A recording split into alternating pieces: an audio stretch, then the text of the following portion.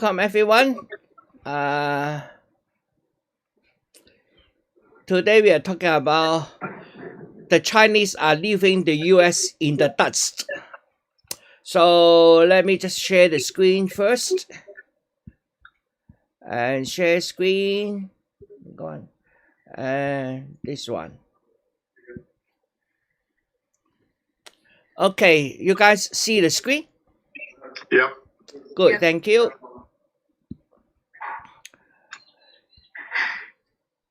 Now, this is not prepared by me. You notice that it's prepared by somebody called Jim Gordon.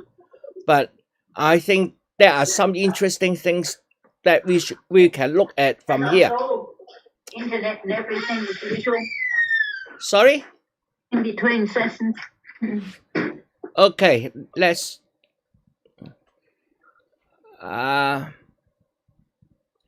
So the recent achievement in China includes these things according to that person, okay? Railroads, dams, ports, bridges, roads, airports, aircraft, space, and some miscellaneous statistics.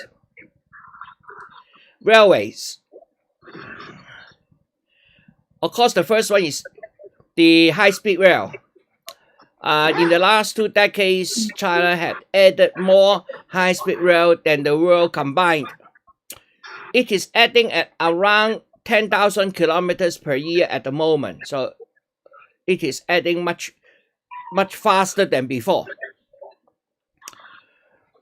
So in China, any train which runs below 250 kilometers per hour is not considered as high speed. They are standard speed, 250. And it has to be above 250 before they call it high speed.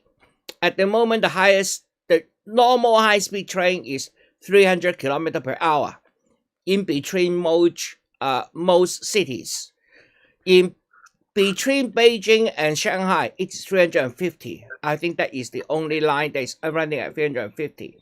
And of course, there is another elevated line, which is in Shanghai, the Pudong Airport to the city, which runs as 400 kilometers per hour. The rest is 300, mostly. This is the map of the railway in China. So you see how closely they are. There are 3 different types of train in the left-hand side. The top 2 are the Harmony series. The lower one is the elevated train running between Shanghai, Pudong, and the city. That one is only, I think it's only 20 kilometers, not very long. This is the railway station. Jesus. So most of the stations is like that today. They are built usually above ground. And the train, of course, come in and come out. So there is a lot of lanes. But after leaving the station, they will be connected in only 3 or 4 lanes. Not that much. This is only as the entry into the station where the train have to stop there to. So most of the train is more like, the railway is more like the lower photograph in the left-hand side.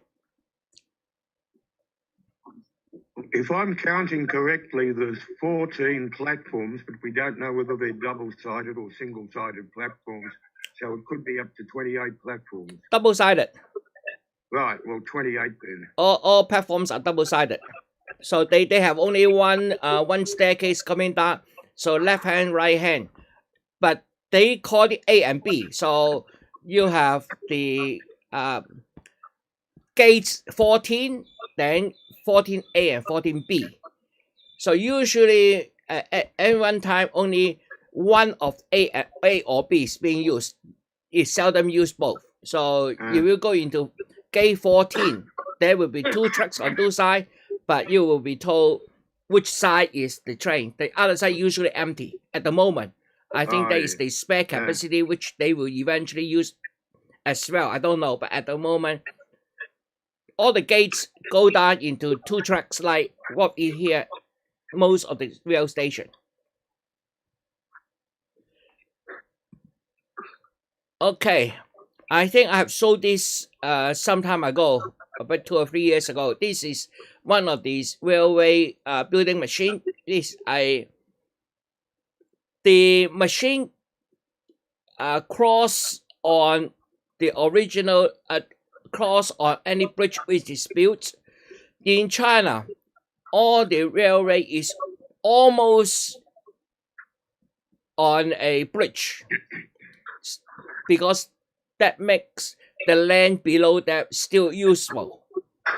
And then people can just pass underneath the railway track without using bridge and something. So they rather build the high-speed rail on bridges. So most of them are like that. So it is built in standard ways. The pillars distance is standardized, and then therefore the girders are all standardized, and therefore the laying machine are all standardized, so they can repeat that much easier.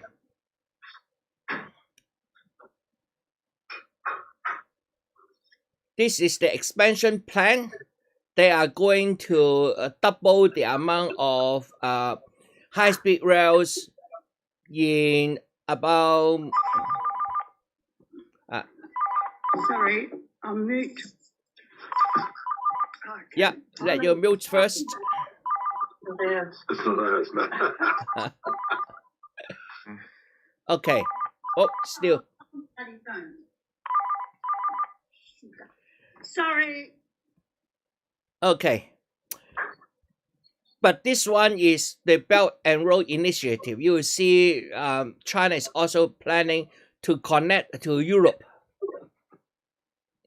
So mostly will run through Russia. I think politically it's easier because it's only one country to deal with. If you run through in the Middle East, you have the Kyrgyzstan and then all the different countries, and then you enter. But the easiest way is actually go through Russia. So I think the Belt and Road, the first real passenger traffic between Beijing and Europe by train will probably go through Russia. And also it has the highest railway in the world. Highest mean in terms of elevation. Highest from the sea level. That will be to the Tibet region. Hydropower. China has the 3 highest dams in the world. The Yangtze River, the Three Gorges Dam is the largest dam, but it's not the highest. The highest dam is somewhere along the Yangtze River, but much more upstream. This one is more than 300 meters in height. So 300 meters is what? Is about 100 stories tall. It is the other one is being built at the moment, and they are carved in between valleys. This is another one. Now this is the largest dam, the Three Gorges Dam. A lot of people say because of the current flood in China, the Three Gorges Dam is breaking apart. Now, which is not true. The water pressure will not be able to break that dam because the dam is a gravity dam. That means it is a large piece of rock. That rock is made by concrete sitting there. So if you want to move the dam, you push the whole rock along. So which is very, very heavy, and that's the weight they use to hold back the dam. But at the moment, the Three Gorges Dam had about 1/3 capacity left before it will overflow for controlling the flood. At the moment, the flood is very serious in China. The China Institute for Water Resources and Hydraulic Research has been building this, and it has over 10,000 scientists and engineers working on it. So they have translated all the Western specification, textbooks, major papers, etc., and they are doing all this themselves now. In order to bore a tunnel, the China had built its own tunnel boring machine. The diameter in the front is 8 meters. So basically, one bore built a whole tunnel for a 2-carriage high speed rail. About ports, China has been buying financial interest in foreign ports, and many of them is fully operated by Chinese. So we look at this. Now in this diagram, the red dots are the ports with Chinese interest. That means China have some stake in it. So you will see that it's all over the world now, including Los Angeles and Seattle in US. Of course, in Djibouti, which is very important. And then there's another one in Pakistan.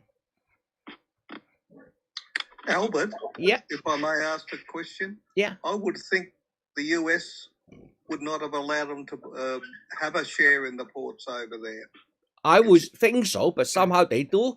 Yeah, that surprises me. Yeah. Just like China has also a share in our, is that Darwin? Yes. Absolutely. And at once they tried to buy the port of Melbourne. No, they are not trying to buy the Melbourne. They try to invest, and the government could not agree. That's right. I don't think. Oh, probably they buy them before the competition is so between US and China is so keen. Yeah, I don't think it was a good idea to allow them to own the Darwin port. Oh no. All ports should belong to the countries. That's what. Absolutely. But unfortunately, it is the capitalist world at the moment. So you have money, you can buy everybody's everything. It's interesting that Darwin is not marked with a red dot on the map, which makes me think how many other Chinese ports are there which don't appear on this map. Maybe again, I also don't know how updated is this map as well. As I said, Darwin goes back quite a while. I think it's almost a few years. About 5 years ago, they have want to lease the port, and then so they have an agreement on the 99 years lease, and then everybody, and then government have agreed, and so on. They can start to construct all the infrastructures. Because China want to get there once, so they have a ship, or just quite often go to the south Atlantic for some investment, and then so that is the way to supply food from the Darwin. Yeah. Well, Albert too, what might answer your question that others don't have a red dot, if you look at the explanation down the bottom left, it says ports and terminals with a disclosed mainland Chinese stake. Yeah. So there's obviously others, as you suggested. Yeah, there might be stakes there which is not yet openly disclosed. Okay, this one is in Pakistan. It's built with Chinese labor. This is very interesting in other sense. It was initially built by the Chinese, and then somehow Pakistan government lent it to Singapore company, and the Singapore company stayed there for a couple of years, get nowhere because no ship is coming into the port. They lost a lot of money, and then the Singapore government decided to let go of the contract. So the Chinese pick it up again. As soon as the Chinese pick it up, the Chinese cargo ship is now docking there and then unloading their goods to be shipped to China. Quite interesting. So again, this is economic power. Yeah. This one is in Sri Lanka. I don't know much about this one. Yeah, that one is similar to the The Pakistan one. similar to the one in the Pakistan. Yeah.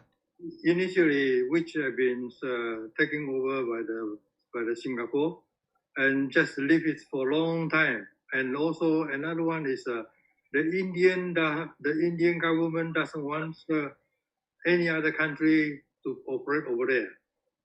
But because that Sri Lanka has no income at all, after 10 years of just laying down there and started to give it to let China to manage it. Yeah, to manage the port. Yeah, as soon as the Chinese manage the port, then the port becomes alive again because the Chinese ships will stop there. This one is in Greek.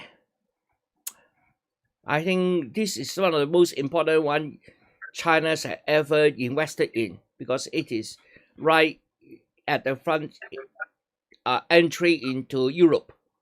Yeah, this one, there's a background again. The Greece have some economical financial problem, and Europeans could not support the financial support to rescue the Greece for more than 3 years, continuously giving money, and then finally the EU stopped all the financial, and Greece had no other way and asked around. Then finally China come to build this infrastructure over there. And again, as what you said, China has shipping capacity after from the Hong Kong and from the Korea, so they can just start manage this port. And then now Greece got all the finance back. Thank you. Yeah. So again, if the European was helping the Greek, then probably this port won't be a Chinese state port. You're quite correct. Yeah.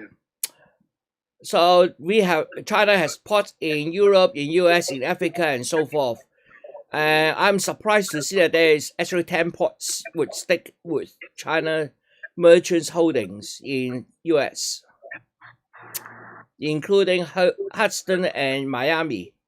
Quite interesting. Bridges. Wow.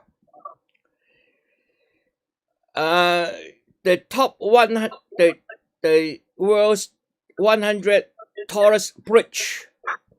I think about 80 of them are in China. So 80 out of 100 are all built in the last 20 years. So here are two bridges, 2008 and 2009. The one on the left is 2009 and the one on the right is 2008. And this one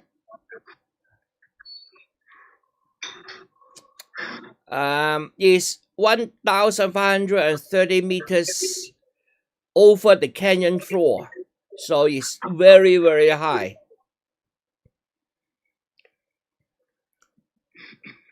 Hong Kong Zhuhai Bridge. This one is 55 kilometers long and link Hong Kong with Macau and Zhuhai. So it is across the Pearl River mouth. So Hong Kong is on the east side of the Pearl River and Macau is on the west side.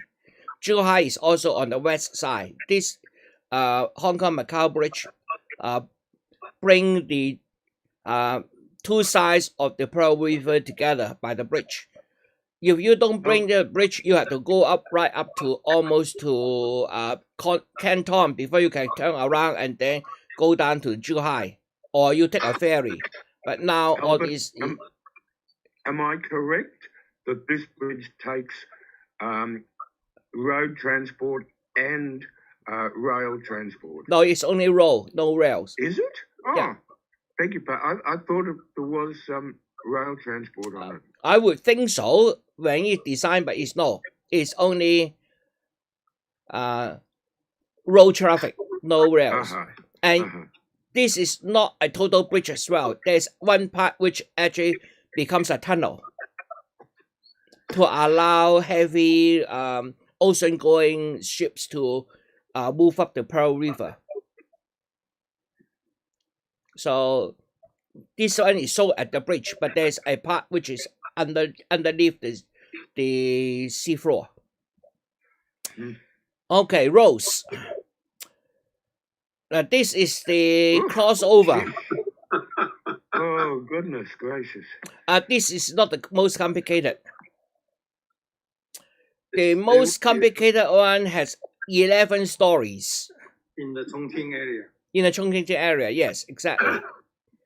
None of this is the real. The lower right hand side, this one is in Shanghai. I have been on this bridge to cross the river between the Shanghai Pudong and the no, not Pudong, Shanghai. Hongqiao. Yeah, Hongqiao area. yeah, Hongqiao, yeah, the two sides.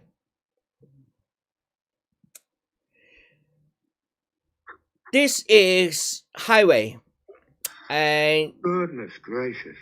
this is the money collecting Oh, toll station. When you talk about traffic jam, this is real traffic jam. 42 lanes. Goodness gracious. Just 42 lanes, and the even wider is coming. Now, do you know what now? Obviously, you collect money and then you have toll booths, right? Do you know how they use the upper part of that toll booth? The red thing? What's that used for? Now, let me just describe to you. For one which I seen about 4 years ago. No, even more. 5 years ago, okay? In China, one of those bridge. The upper level where the ports are is a restaurant. Oh, So you can imagine the restaurant is the length of 42 lanes. And in that restaurant, this is a all-you-can-eat restaurant.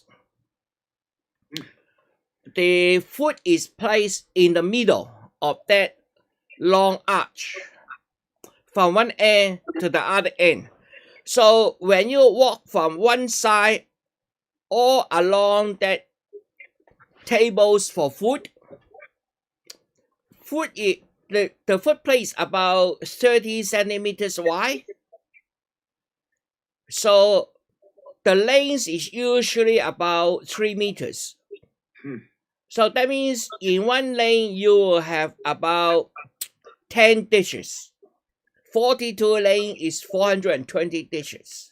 half kilometer now. And on the other side, turning around, you have another 420 dishes. So there's 800 dishes.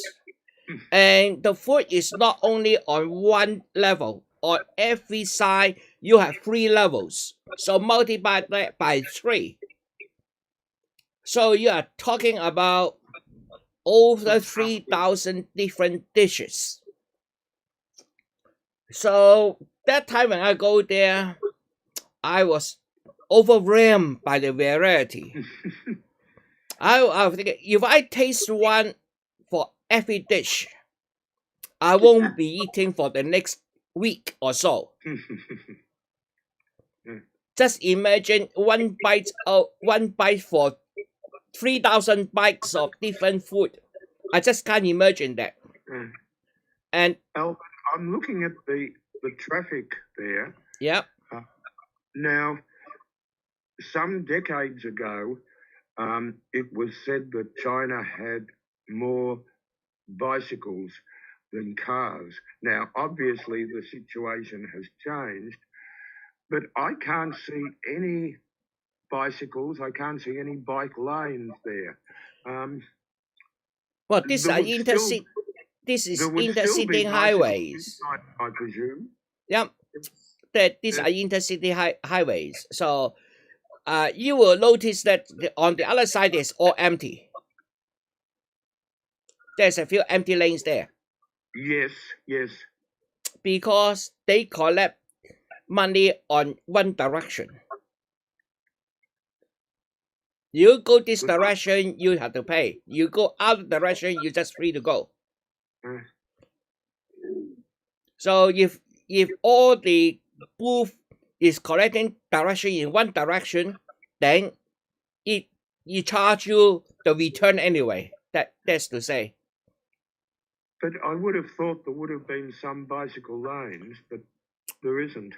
Well, that is highway. Highway cannot be Yeah, bicycle. motorbike, yes, but motorbike got their Right. own lane and they don't have to pay.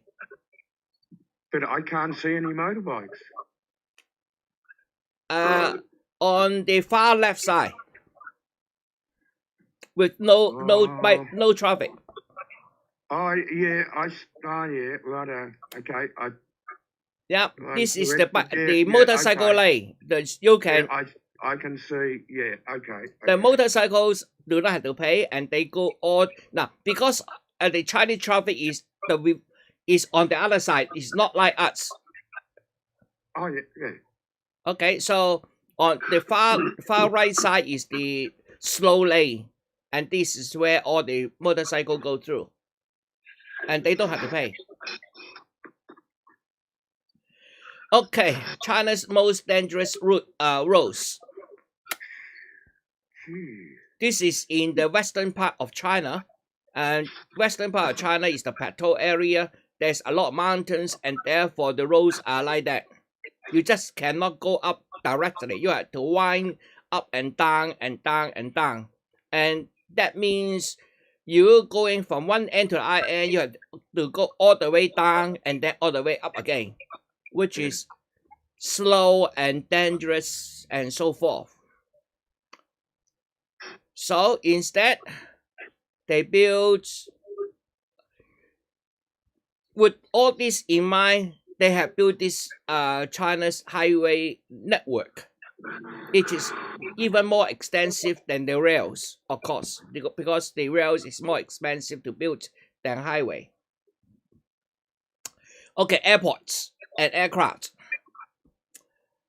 The one shown here is now operational. It is in Beijing. The Beijing, and in this particular airport, once you enter airport, show your boarding pass, and then from that point onward, you no longer need to show your boarding pass.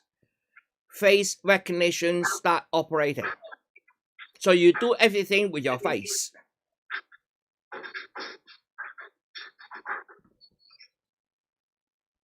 Now it's already operating already. Yeah, it is operating already. I think it's open to operation last year. September. 2019. It Yeah, says. 2019 September. Yes.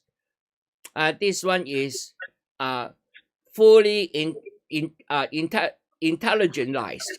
So you once you walk in, recognize you, then from there onwards, you are good to go. Your face is your passport. It is a phonics type of style. Sorry? It's a phonic, Yeah, it looks like a phoenix. yeah, Phoenix type. This one is in Hong Kong airports. Still one runway. I think still two runways. I think Hong Kong is running out of runways. They need to build more. This will be in the Shenzhen, in the Bao'an region.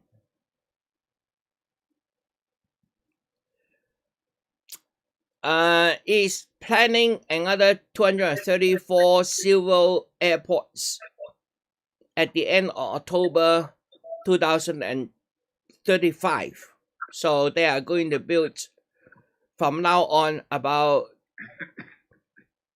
8 to 10 airports per year.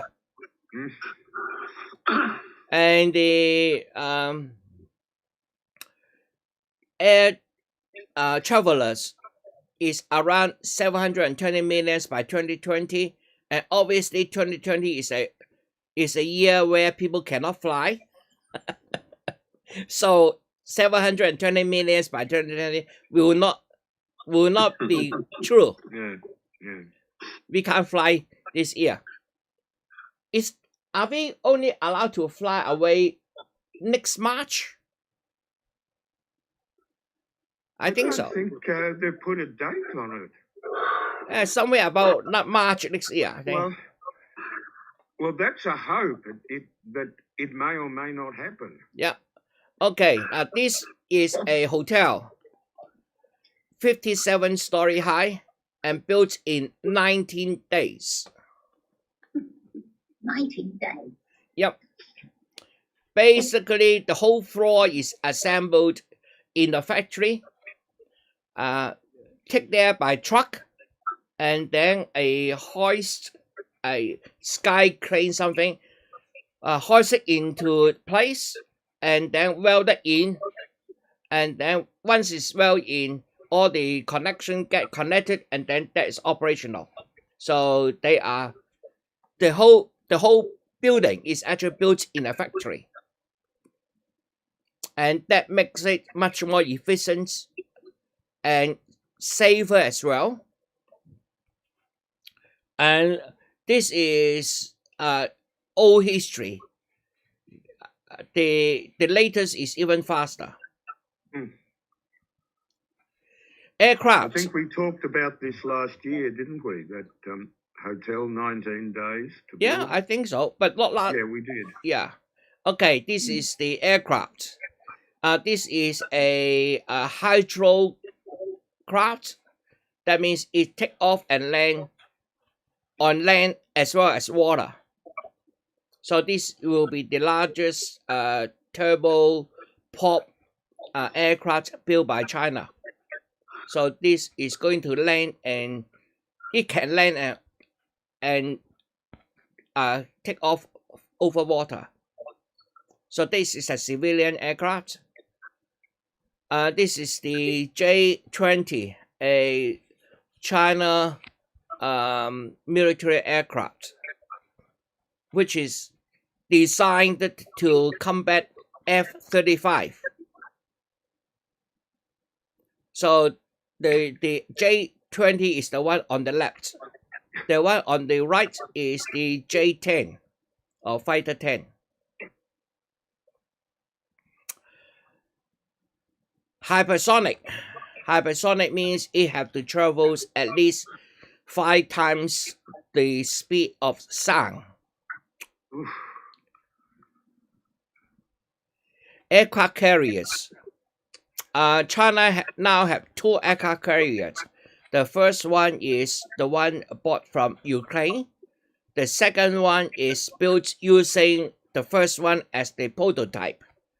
And it is now building the third and the fourth one. And the third and the fourth haven't got into the water yet.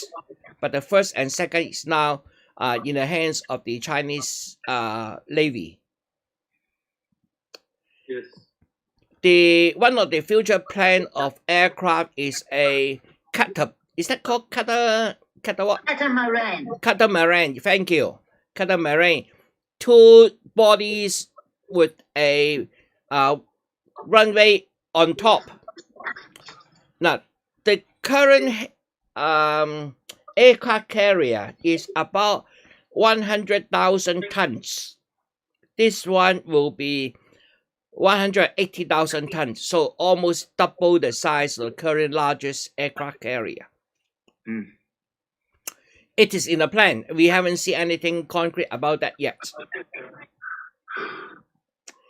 In space, this is the Tiangong 2, which stopped the operation already, and I think some of that one is already crushed into the atmosphere and destroyed. The next one is Tiangong 3. This one is operational, and it will be added to it module by module. And the module will be launched by Long March 9 rockets. These are 3-stage rockets. By the way, China has already sent its first probe to Mars. I think 3 weeks ago. Yes, that's right. Cyber warfare. Well, US, NATO, Russia, everybody is involved in cyber warfare. And China has shot down one of its own satellite using a missile. There is a demonstration to United States that I can shoot down missiles of I can shoot down my own satellite. That means I can also shoot down yours. Other statistics, patent numbers. China is now the largest patent producing country in the world. It overtakes United States, I think, by about 900 patents last year, 2019. But it started from a very low beginning. In year 2000, it has only 728 patents. But by 2020, it overtook America, producing over 60,000 patents per year. Electricity demand. This is the US electricity demand. We see that the slope is now slowing down in US. And this is the growth rate of China's electricity at about 8% per year. So it is about 21 times the growth rate of United States. This is the government deficit, the debt level. On the right side is US. It is sitting at around 106% of its GDP. Now that is before. Just in the March this year, US increased its deficit by about $3 trillion out of its 21 trillion. So at the moment, US is sitting at about $25 trillion deficit. That's government deficit. The one on the left is the Canadian deficit. The one on the bottom is China. China's deficit is about 47% of its GDP. So not huge, comparatively. How will the virus have affected that? All the bias of the US government debt is the Federal Reserve. So the Federal Reserve prints money and buy the US bonds, yeah. And then that money, of course, is dumped into the financial market. And that's why, although this is COVID-19, the financial market haven't collapsed yet because so much money is pumped into it.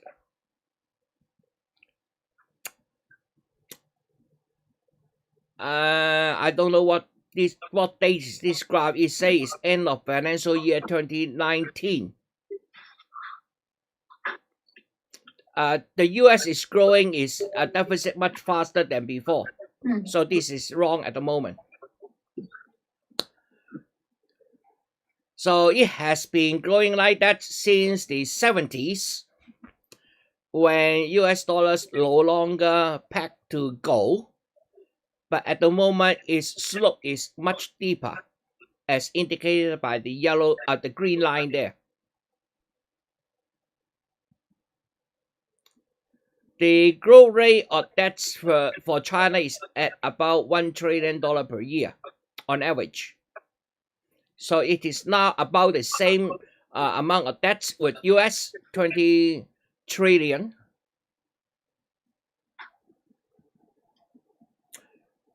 Albert, in that last slide,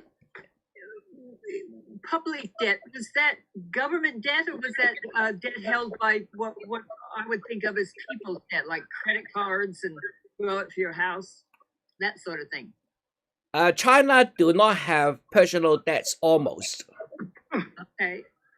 Chinese people do not have credit card debts because it is too expensive.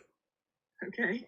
So we don't. So of course there are private debts between corporations. Right. So there will be a lot of businesses lending money from the banks. But remember, the banks in China are all owned by the Chinese government. So the banks are not privately owned, it's state-owned banks. Okay. And therefore it is the state owning money, lending money to people within China. Okay. So you can think about that is my left hand pocket is lending money to the right hand pocket. Okay. So I don't think that is important. The most important thing is not that. The most important I think is what's they call trade surplus or trade deficit. Okay. The trade meaning you owe money to other countries or other countries owe you money. That is more important. But anyway, this is part of the Okay, thank you. population projection. China population will peak at around 2035, and then from there onwards it should stop. It should start decreasing. I hope so. I don't know, but the two-child policy, the one-child policy have already ended. So people now can have 2 children. No, 2 birds. Put it that way, 2 birds. If you have 3 triplet, that's fine. You have 2 birds. But that is only limited to the Han people, not limited to the minority ethnic groups. Even the one-child policy is also not limited, is not applied to the non-Han's people. Yeah, that's correct. Okay, the pollution, huge pollution, and coal is the leading culprit. So China should be leading, trying to reduce its amount of coal use. Pollution images, very depressing images. But this is 15 years ago. Or 20 years ago. Yeah. China improved its environment starting about in 2000 and then gradually gear up. Today China is much better. This was the coal power stations, but now the coal power stations do not emit pollutants. Again, poverty level is very high in China, but they want to eliminate poverty in China by 2020. So there's another 4 months to go. So I suppose, Not a good year to pick. yeah, it's not good year to pick. But it seems that they are on target. They are not too far off the target. But remember, the poverty line defined in China is very low. I was going to ask. Yeah. Yeah, is 300 renminbi per person per day, but per month. In Three dollars? 3,000 renminbi per month. 3,000 is about $500 Per month. per month. Yeah, Better They- than a lot of people in the States. that is the level they define as poor. But according to the premier in the last People's Congress, there is still 600 million people in that region. But that 600 million people with income less than 1,000 rand per month. But people have done a research that includes students and babies. So, and I think we had talked about this living in cave. But actually, living in Wow. cave is not bad. It's cool in the summer, warm in the winter. Relatively okay. Their beds are on oven, so they burn cardons underneath the bed to keep warm. And some of the houses are very bad, but this is removing soon. Hong Kong cage homes. So you have one bed and you have one level of it. So in order to help to keep your stuff safe, you have a cage that you can lock when you go out. So it's really cage. You are living in one cage. Goodness. That's Hong Kong. Hong Kong is not in China, it's in Hong Kong. Yeah. Okay, Hong Kong, discussion or almost run out of time. Very good. Okay, stop sharing screen. Yep, Susan. Now, Albert, can you give us a link to use that? I'm sure my partner would be very interested to see that. Okay, I will send out the link to UFA Box Hill. Okay. Okay, yep, no problem. Any other question? There's a lot of I don't know where you find all this stuff. It's good. Thank you. Yeah. Albert, you said that you're giving a Cantonese talk on Falun Gong. Yeah. For everybody else's information, I sent you a couple of links to correspondence report, television, and background briefing radio. Did you use anything from that in No, the talk? that will be tomorrow, so I don't know. I'm still planning it. Right, but And- you've had a look at the stuff. yeah, I sent you. will. I have to. Tomorrow, because I'm expecting quite a large audience, so I need to do do better preparation. And tomorrow, in the show, which will be go live, I have Thomas Chiu, a professor in law, joining me from Sydney. Oh, wow. And then I also have 2 KOLs from Hong Kong. The other one have 110 subscribers. 110,000. I just have 100. I just over 100,000 subscribers at the moment.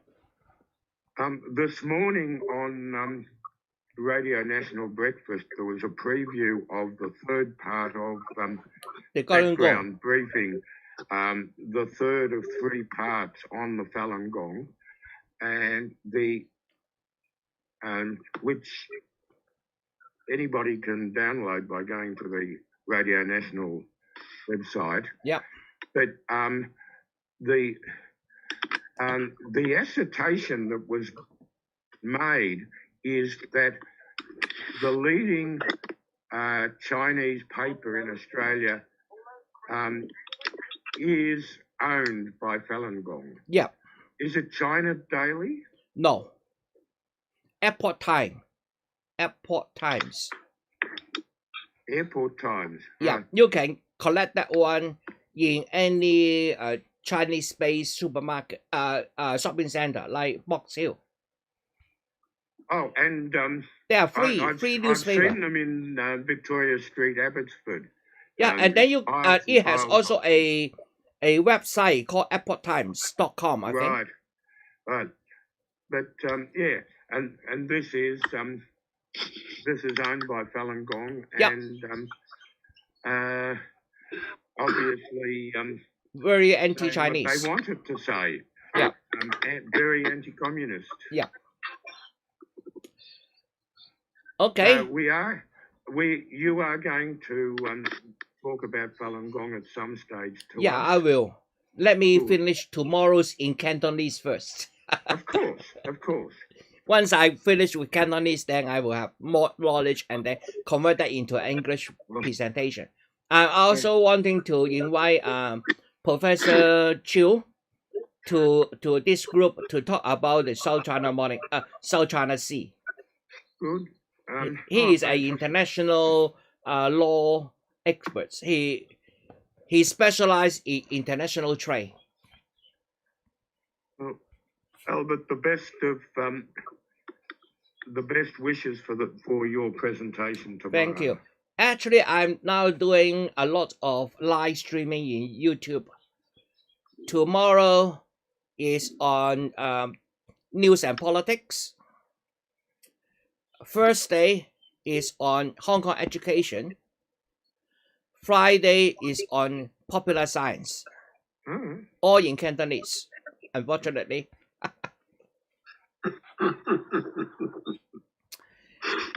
Thank you, Albert. Okay, thank you everybody. And Yes, then thank we'll you. Yeah. Thank you very much. Thank you. Thank you. Thank you. Thank you. Great, great. Bye. Sorry, Bye. Albert, can you Bye. clarify?